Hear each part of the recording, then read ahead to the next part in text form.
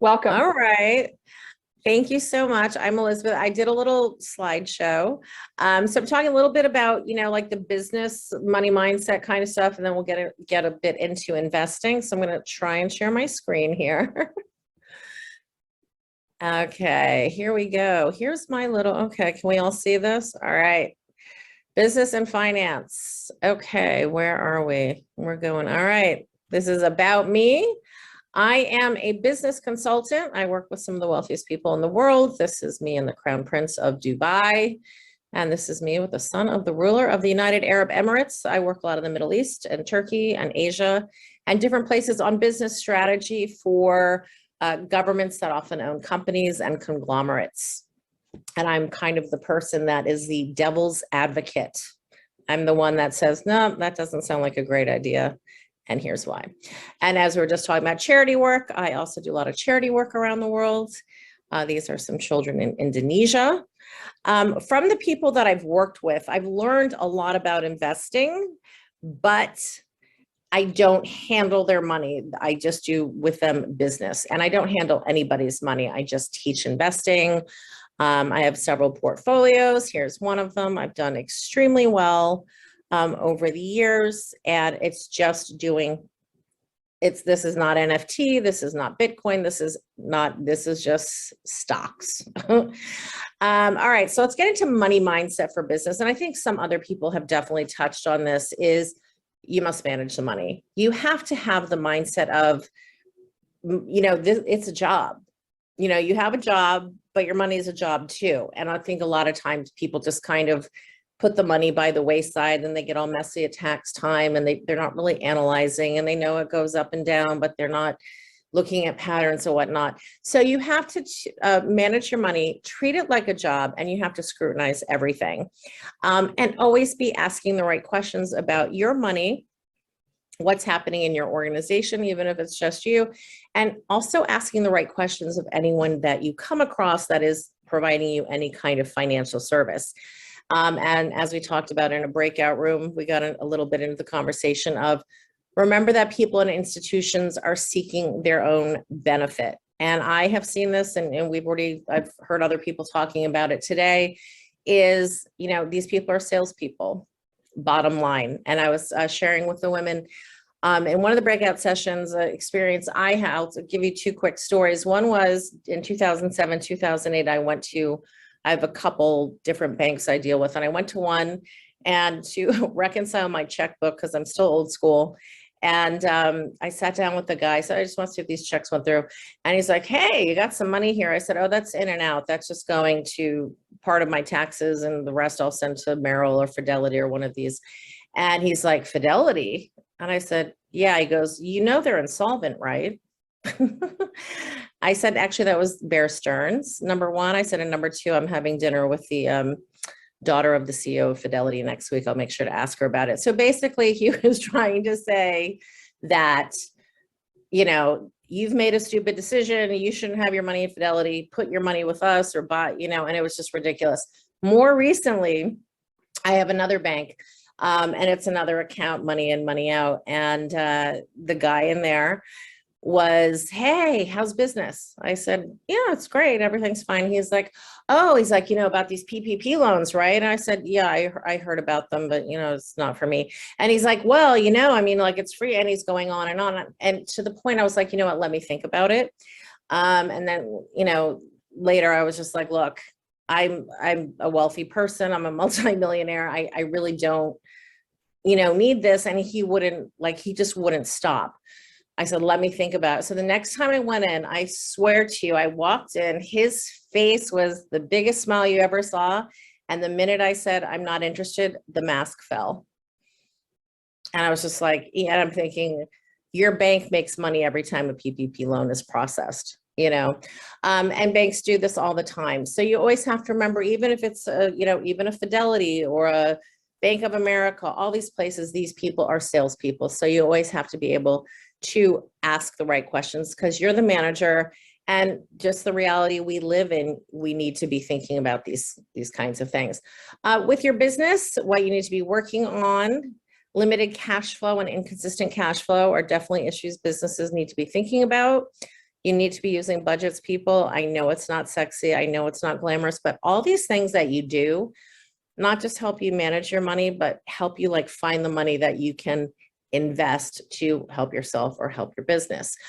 You have to deal with unforeseen expenses that was raised earlier, capital requirements, how much money you're going to need, debt, reporting, tax compliance, expenses, bills, mixing personal and business finances, got to be very careful there. And changes with your revenue is also important. So these are all things that I believe each of you need to be thinking of as you're embracing that mindset of a manager of your money. Because a lot of times money's just the money, but money's the job. So again, working with financial institutions, pros and cons, always get everything in writing. Just always, sometimes you might have a conversation face to face and they might say, oh yeah, if you buy this interest rate, blah, blah, blah, just get it in writing. So that means asking questions by email, keep a paper trail, and always listen closely to the bank representative or seller. So to listen to what they're saying and what they're not saying. And again, some banks pressure employees to sell services. So you need to walk in to these situations with a very critical sense of, I need to take care of myself, and this person might be BSing me. And Hey, sadly, Elizabeth, can this be bigger? The screen, can I make it bigger? Hold on, maybe. well, down Oh, in the corner. screen? And I don't know. Hold on. I don't know. F5 Would you like allows me you to blow it up repeat to full size. How do I blow it up to full size? F5, or there's a button on the very bottom of the screen that looks like a TV stand. Looks like Right there. Use the slideshow. Oh, okay, great. Okay, so now I got it. Okay. All right. I think I went to another. Okay, okay.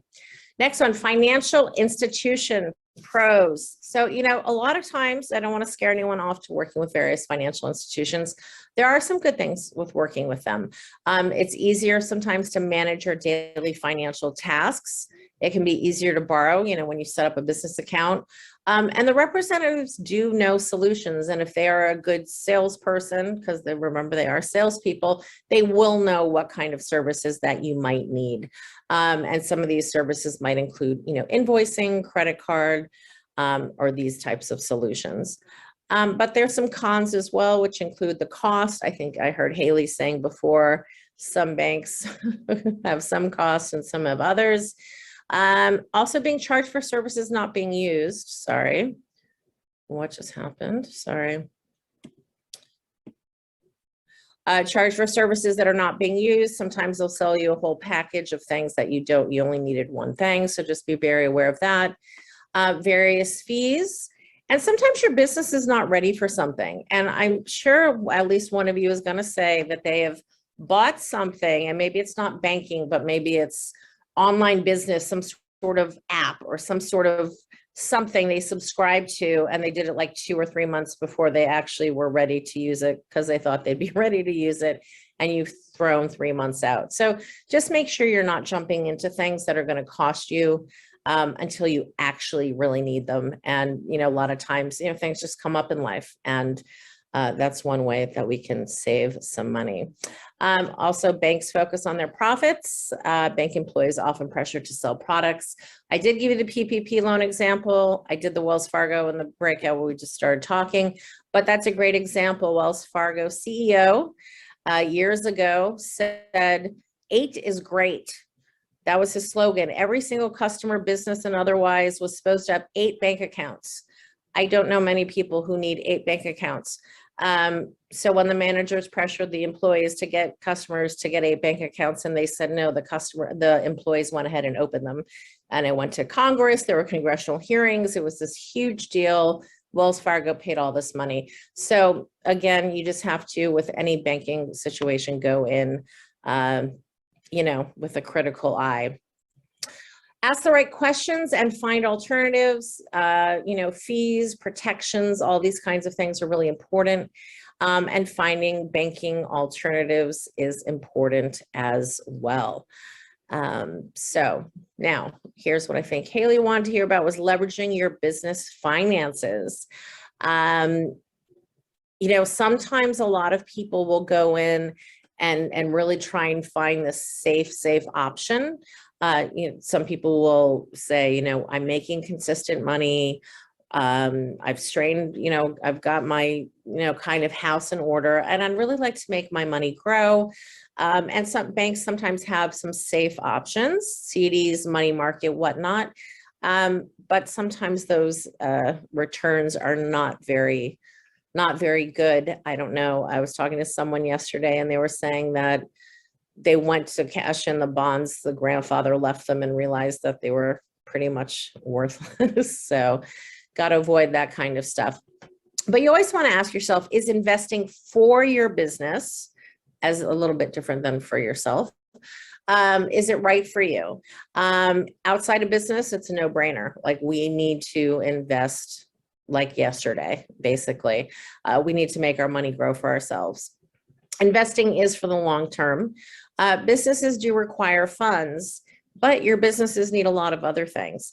Employees, equipment, marketing, other money generating activities. So investing is something you can do to help your business once everything else, and I mean everything else, is really taken care of. So I know some people have small businesses who've invested a small amount, in stocks and EFT, mutual funds and all these kinds of things. And they've been able to draw on that money to help them with their business, but they definitely had everything that they needed to pay for because stocks go up and stocks go down. And you don't want to be in a situation where you need money and the market's not that great. So business investing pros and cons. Pros, fairly solid long-term returns, and there's a potential for short-term returns.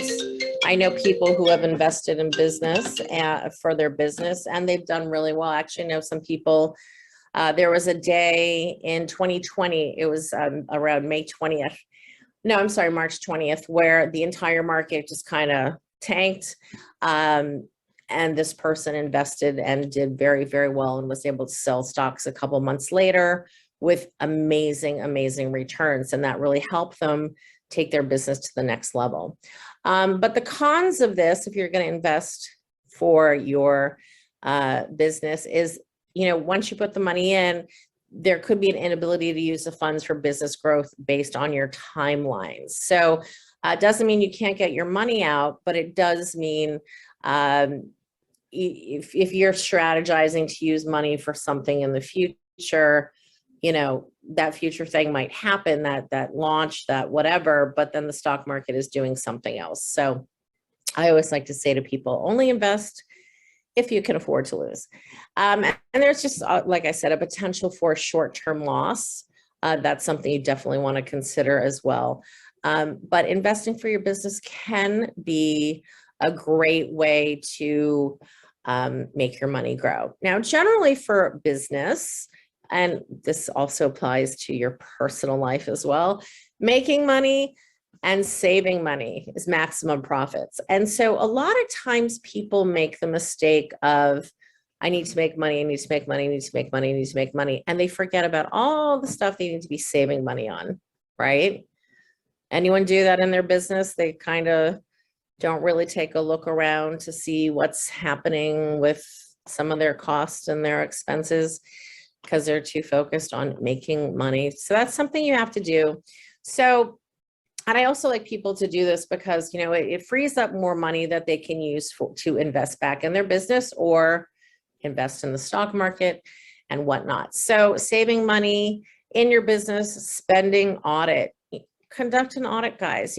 Some people say, oh, well, I kind of look at it when I do my taxes. That's not enough. You really, again, you have to embrace that mentality of the money, of you being like a money manager, that the money is a job. So you have to conduct an audit. You need to look at the salaries, the credit card bills, subscriptions. I mean, have any of you ever just looked at something, you're like, oh my God, I'm still paying for that? Then you haven't used it in 3 months? Anyone? I see some smiles here. Yeah, I think we're all guilty of it. So we just have to do better with that, right? And looking at what you're spending on, and not just what you're spending on, but asking yourself, is there something better, right? if you're using this X, Y, and Z thing for your business, well, guess what? The competition has something better. You're able to switch and save money, or maybe even cancel something you don't need. So just really look at what you're spending on, and also look at, what is the return to you? Is it really worth it? Sometimes you might find, even though this is designed, the approach is to save money. Sometimes when you really look and analyze some things in your business, you might find, actually, I kind of need to spend a little bit more now that I think about it. And sometimes that's okay, as long as that there's going to be return. Take all this information, write it all down, and ask yourself, can you find new suppliers and subscriptions? A lot of times you can negotiate with current vendors and get prices down. People do that with their credit cards. They call their credit cards, I'm paying 29% on my credit card, help. Though I would say, as a side note, I've heard horrible things about debt consolidators and all that kind of stuff, but you can call your credit card companies, even your phone company, or, your cable provider, and ask them, what they can do to help you. And when you are negotiating with current vendors, focus on, mutual benefit, win-win outcome, right? It's not always all about you. Other people, especially if you're dealing with small businesses, they have to make money too. So just kind of put that in your head, and you decide what can and should be replaced in your business and in your personal life. I think we really need to do these audits, and I think we need to do them a little bit more often than when tax time rolls around, because we just get lazy. So saving money in your business, you need to align decisions that you make with strategy and execution. So when you're making expense decisions, if I cut this out, well, then I just lost my whole email list. So, that's probably not going to make sense.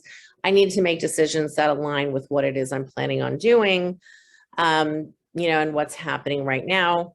Again, consider dates of execution. I mentioned that a little bit before, where people sometimes make business decisions and purchase things before they're needed and end up spending a couple months that they really didn't need to, because there's so many moving parts, especially if you're in the online space and you're selling things online. Someone doesn't perform on time and life does happen, and then that just kind of creates that domino effect, and you've gone and spent money on something and you could have probably just win. Example, someone who got all gung-ho on a business idea, went out and got the LLC and didn't start selling something for a year later. And in Massachusetts, that's $500. So that's $500 down the drain that they could have used for something else. So that's something you want to think about as well. So finances should be seen as something strategic. When we think of business, we think of business strategy, but what's our financial strategy, right? Low cost, high value. We need to, incorporating that into our business. That's also something that I think a lot of people need to think about, especially when they're starting out, or maybe that they're starting something, a new aspect, a new product, new something in their business, is what the strategy is. So one example is like low cost, high value, which a lot of companies use, a lot of people use.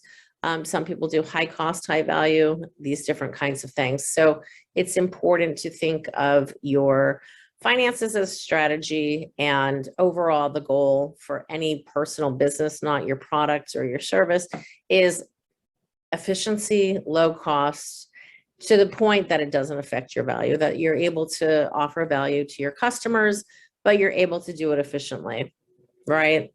I mean, a lot of people, I think a lot of us here could say, my God, there's a lot of things we wasted money on along the way in our businesses, correct? That we didn't really need. You know what I mean? So that's just something for everyone to consider. And again, business finance is a job, it's not just about the money you bring in. It's about what you're putting out and whatnot. You've got to consider your expenses. You've got to lower your expenses. Okay. And you've got to look out for you and your business. And, you know, I really do hate saying this, but I just have way too many examples from my own life and from people I know is, you know, we want to believe in the best in other people. We want to believe that people want to help us and whatnot. But, you know, there's always some other motivation, or more often there than not, there is. And people take advantage, unfortunately. And, you know, sometimes you might trust a little too much. Haley knows about an experience I had online. I had somebody that I hired for a website, and there wasn't a contract involved, and they basically didn't produce for me and about 30 other people. And it was quite a situation. And they were very focused on bringing in the money into their business and not executing on the work or doing it on time. So again, that kind of goes back to, you know, cost, but being able to provide value. And looking out for you and your business and just making the right money moves. And I think one of the important things kind of almost reminds me a little bit of what Haley was saying in the beginning about, you know, she had like $1 for every time she got an instant message about crypto and Forex and this kind of thing. One of the best money moves you can do is wait. It's really important. This is something I've learned from working with really wealthy people. They never have to do anything under any kinds of pressure because they always have the ability to walk away, right? And I think sometimes we forget that. I think sometimes we're, you know, inquiring about a business and we get these heavy-handed tactics and whatnot. We have false urgency and you know, these kinds of things. I've seen it with these, I get them on Instagram, the same ones that Haley's getting in her group about these, oh, if you don't buy this NFT tomorrow, if you don't get into this Forex and on and on. The right money move is sometimes waiting and sometimes saying no. Because one thing that I've learned from wealthy people that really does apply to everyone, that everyone can do, is wait, because there's always something better out there. And sometimes that better thing is less expensive or in some other way is going to be better, right? I love telling this story to my class. And I was in Istanbul with somebody and we walked by a jewelry store and they saw this beautiful, beautiful gold bracelet. I mean, stunning. It was really one of the most beautiful things I'd ever seen. So in some countries like, you know, Bahrain and Kuwait, you know, I've been to these countries and, you know, I was surprised where you could actually go into like even a Cartier or like a brand name store and negotiate. Because I think they learned that this is what we have to do with these kinds of customers because, you know, there's bartering and that's kind of how they've done it in the Middle East. So in Turkey, which is a little similar, it wasn't a brand name store, but there's so many jewelry stores there and, you know, people bargain. And so we were there like sitting there like, oh my God, how long is this going to take? It's only a damn bracelet. Finally got the price, walked out of the store, and at the next window, oh my God, I like that so much better. All she had to do was wait, right? Because there was something better out there. And it was also less expensive, you know, and we can do this in our business, okay? But especially with our money and the money moves and the finances is we can always, within reason, wait. And sometimes we think, I don't want to spend all this time learning how to invest more or learning which mortgage is right for me or learning this. But that's the best time you can ever spend. You know, you have to spend the time to protect yourself or you will spend the money much, much later, right? So that's also something that I've learned. And the other thing too is you don't owe anyone anything. And I think a lot of times in sales and situations I've been in, I was in a situation where in North Carolina and Charlotte, I have some real estate and I was selling, it was a townhouse, I was selling it. And my tenant was saying something about like, oh, there's this guy, he does real estate if you don't have a person right now. And I was like, no, I don't have a person right now. And she's like, okay, he's going to come by or something and take pictures or whatever. And I was like, okay, fine. And he came by, took pictures, and then he contacted me. She gave my contact info. And he basically said, oh, you know, the commission's 3%. And he was trying to say the total commission buyer seller was 3% when it's really 6% or something. And I was just like, you know what? No, I'm not interested. And he went on and on about how he went by and how he took pictures. I'm like, we're not even in a contract. Like, I don't owe this man anything. And I think what happens a lot, especially in sales, especially things that are designed to part us with our money, that there's that whole sense of, oh, this person did this and, you know, I owe them. You don't owe anyone anything. You really don't. And I know it sounds harsh, but it's the truth. It's one of the ways that you really need to protect your money. So that is my slideshow. And I wanted to take questions. If you guys had any questions about investing and those kinds of things. Whoops.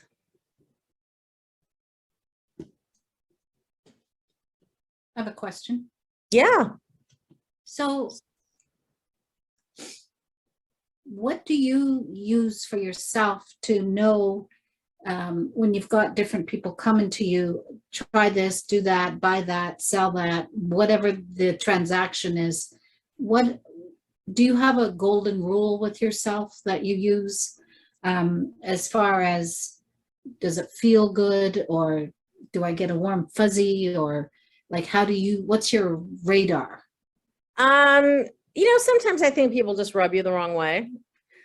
You know, and that happens, but not every time. I mean, someone can be very snaky, but they rub you the right way. You know, they're skilled or whatever.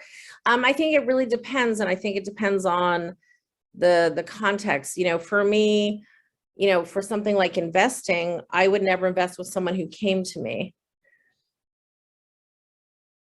Right. You know, I mean, like a great example is like, so I get the Instagrams constantly of get into Forex, get into this, get into that. And I'm like, why would I invest with someone who's, I don't even know, is sending me messages on instant message? You know what I mean? So I think there's just some basic ones to avoid.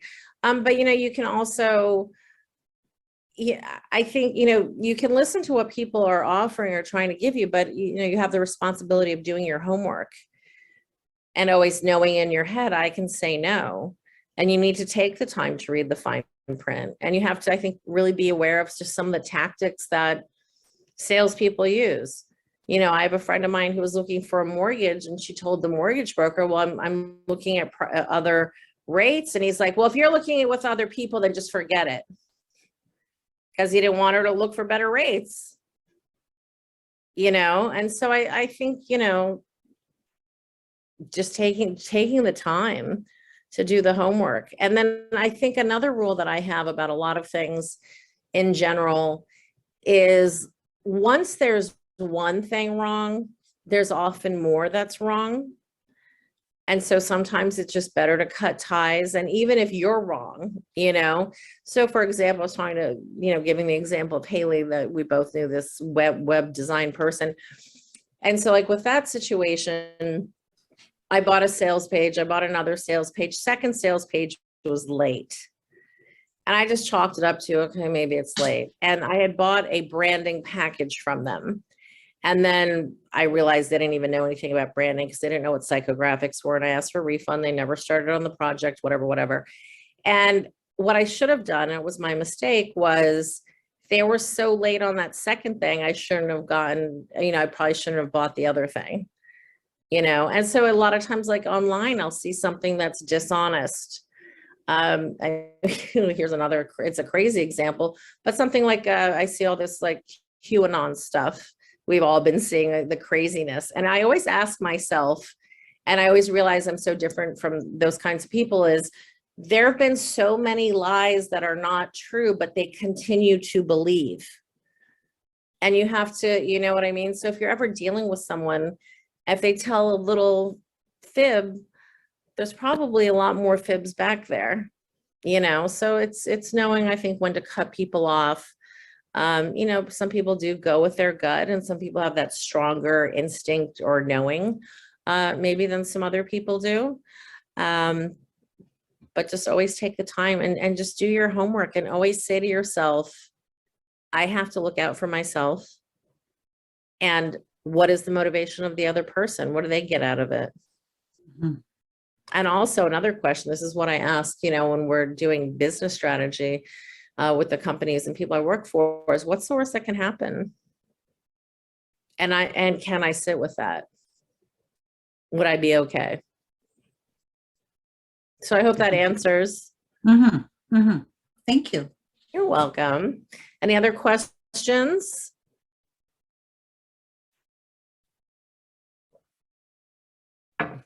I think you bring a really valid point here that waiting, is very much a thing. Wait and see. You know, the other thing too is that everything is negotiable. Yep. I think a lot of times we forget how much we can negotiate. Oh yeah. And how far we can negotiate. Absolutely. And that's another thing. And just even thinking of that, a problem that we have, and I think a lot of women have this issue too, this is really important to remember. Anyone selling to you has no power over you. You're the customer.